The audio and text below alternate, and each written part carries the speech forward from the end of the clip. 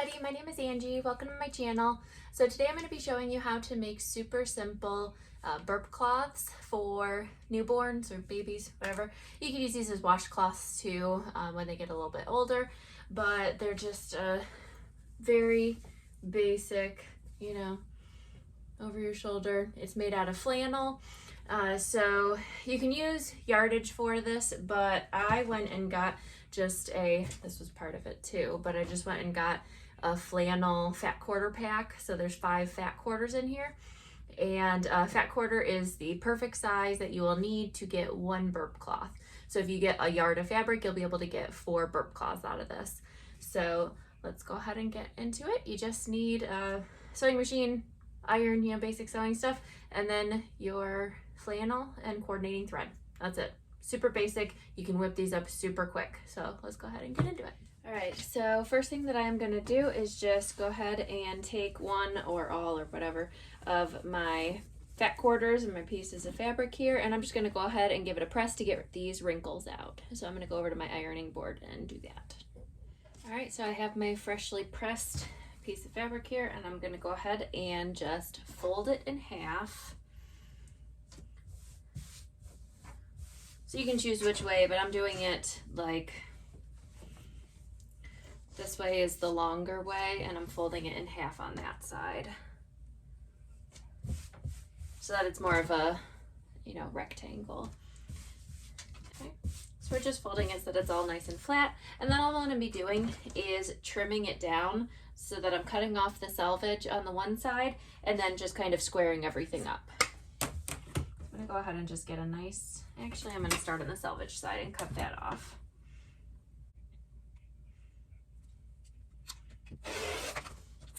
Okay, so that gives me a nice line that I can use. Actually, looks like I didn't quite get it all, so I'm going to trim just a little bit further down.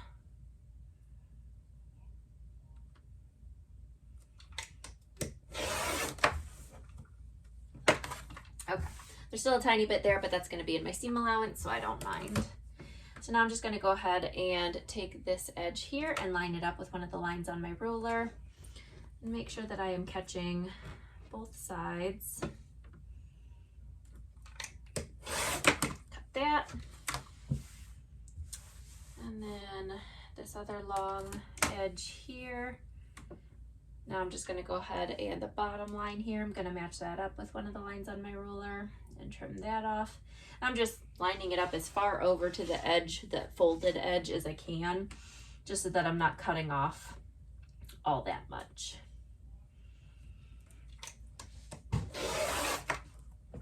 So there we go, just that tiny little piece that I'm trimming. And then again, if you want these all to be exact uniform, then you can go ahead and make sure that you are trimming the length and the width down to the exact same size. But they're all going to turn out, as long as you're trying to make sure that you don't cut out too much, they're all going to end up about the same size, about just about 10 to 10.5 inches wide by 18 inches long. So all of them are going to turn out just about that, as long as you're not trimming off too terribly much. The little pieces that I'm trimming off are just these tiny little things. So I'm trying not to waste as much as I can. All right, so now you can go ahead and pin all the way around. We already have these facing right sides together. So that's why I folded it that way, so that we don't have to worry about, you know, flipping it around and making them right sides together. You can go ahead and pin or clip all the way around. I find that with flannel, it kind of sticks together pretty well, and it's not too terribly big of a project that it's going to be shifting around that much. So I don't even bother with pinning it. But if it makes you more comfortable, then you can definitely go ahead and just throw some pins in there just to kind of secure it. That's the nice thing about flannel, though. It sticks together pretty well, so it doesn't shift around when I'm sewing it. Well, we're going to go ahead and just kind of make a mental note that we're going to leave an opening somewhere on one of these edges that we're not going to sew. So I like to do it on the top, just, I don't know, personal preference. You can do it wherever, but I'm just going to leave like a maybe 3-4 inch gap where I'm not going to sew. So I'm going to start here work my way around, or start here, I don't know, and then just leave a gap opening there. All right, so I am starting down on the edge here, and I'm just gonna sew it at a 1/4 inch seam allowance. And I'm starting maybe about 2 to 3 inches from the edge over here. And I will just go ahead and start sewing and back stitch. And with the flannel, just using 2 pieces of flannel, I'm using like a 2.5, stitch length of about 2.5.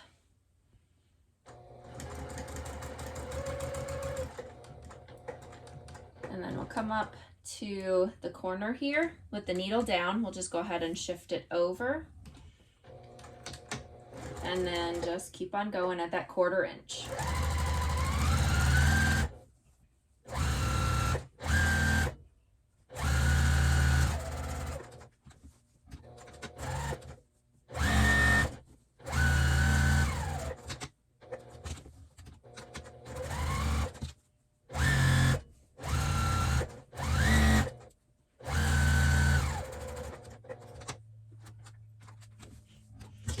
So I'm back to the same, this is where my starting stitches were, and I'm going to trim this thread now while I'm here.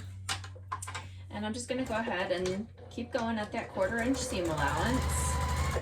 And this is my starting thread right here. You can't really see it in the video, but I'm just going to kind of keep going until I'm about, you know, like so far, 3 or 4 inches away.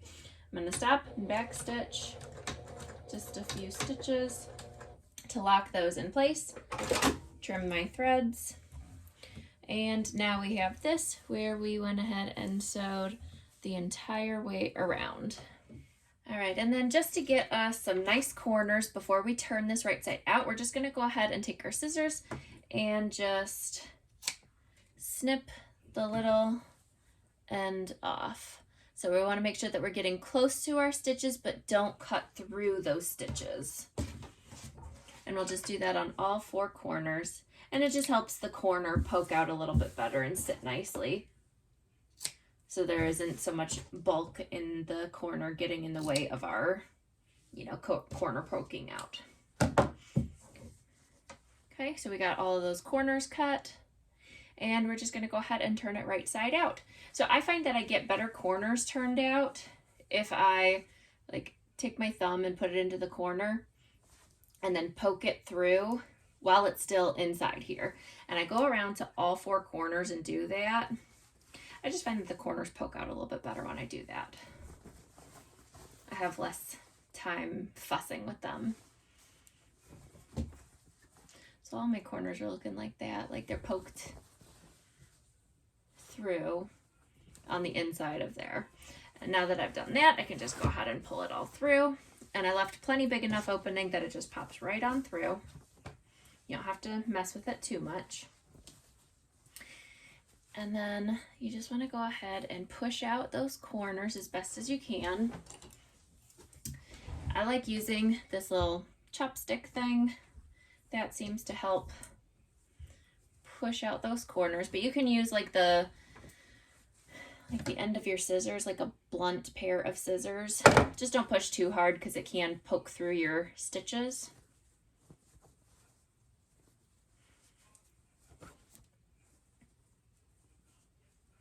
There we go. And then we'll take it back over to the iron and just press all of these seams. So in order to get a nice good seam, flat seam, sometimes the seam can kind of like stick inside. So then, you know, you go to press it and it's kind of folded in like that. So what I like to do is just kind of like roll it between my fingers. And when you do that, it creates a nice flat edge and it pulls the seam out. So we'll just take it over to the iron, rolling those seams between your fingers the whole way around, and just give it a nice press so you get a nice crisp seam all the way around. So I pressed the entire thing except for the top edge here. So what I need to do, I'm going to go ahead and trim these random threads here that are poking out. But what you'll want to do is go ahead and just fold the opening in, fold the little flaps down about 1/4 inch, and we'll give that a press with the iron too. and then give it a press. All right, so I went ahead and folded that in and gave it a press with the iron. So that is now my opening. And I'm just gonna go ahead and pop a clip or a pin on there just to secure it. And then we're gonna go ahead and stitch all the way around the exterior, just following with about 1/8 of an inch seam allowance, following the entire outside edge. And I'm gonna use like a stitch length of 3 millimeters. I think that'll be good for that. And we'll just go ahead and back stitch at the beginning and the end, and top stitching like that is going to go ahead and close up the opening that we have and hide that opening, as well as finish off the edges here and just give it a nice look.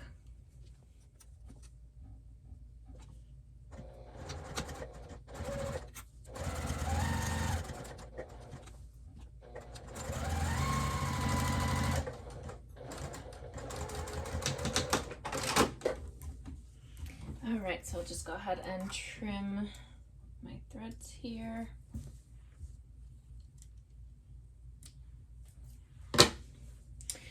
Alright, so you can see that was my opening that has now been completely sealed up from our top stitching.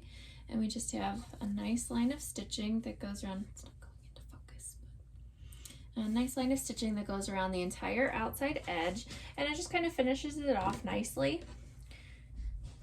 And you see how quickly you can turn just a fat quarter into a nice little burp cloth, and you can have a cute little matching set when you get the fabric fat quarter bundles like I did.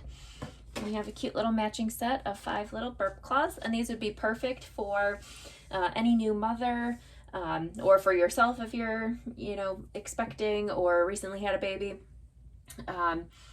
or for baby showers. These would be great for baby showers.